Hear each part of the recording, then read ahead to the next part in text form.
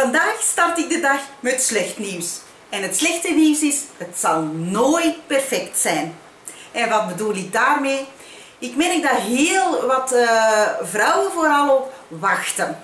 Wachten met een gezonde levensstijl beginnen, wachten met een detoxprogramma, wachten met een slank en gezond programma tot de omstandigheden perfect zijn.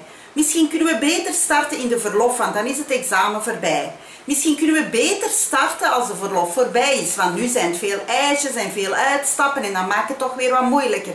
Misschien kan ik beter wachten tot in oktober, want in september is het boekenkaften en van alles dat op mijn pad komt en dan heb ik veel stress en zit mijn hoofd ergens anders.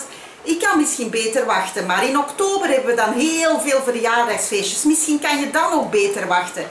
En natuurlijk november is niet zo ideaal, want dan is het koud en dan zet je dat niet aan om te beginnen met fruit en groenten.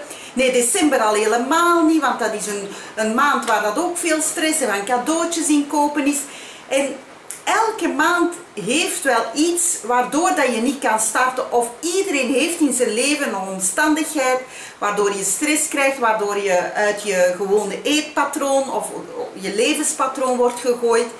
En daarom is het misschien slecht nieuws dat het nooit perfect zal worden. Dus je moet ook niet wachten op dat perfecte moment om te starten. Want het is net eigenlijk de bedoeling dat we gaan leren om deze levensstijl te volgen in imperfecte momenten. Vandaar dat het zo'n goed idee is om van iets een gewoonte te maken. Zodanig dat als je dan in dat imperfecte stressmoment valt, dat je eigenlijk zo gewend bent aan die eetstijl dat je er wel weg mee kan.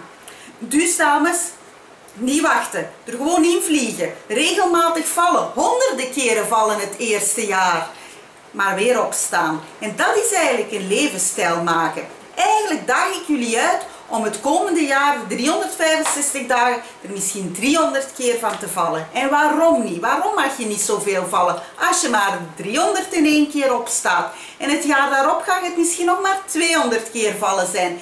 En dan zeg je misschien, ja Katinka, zo gaat het wel lang duren. Ja, is het een wedstrijd? Wanneer wil je aan de meet zijn?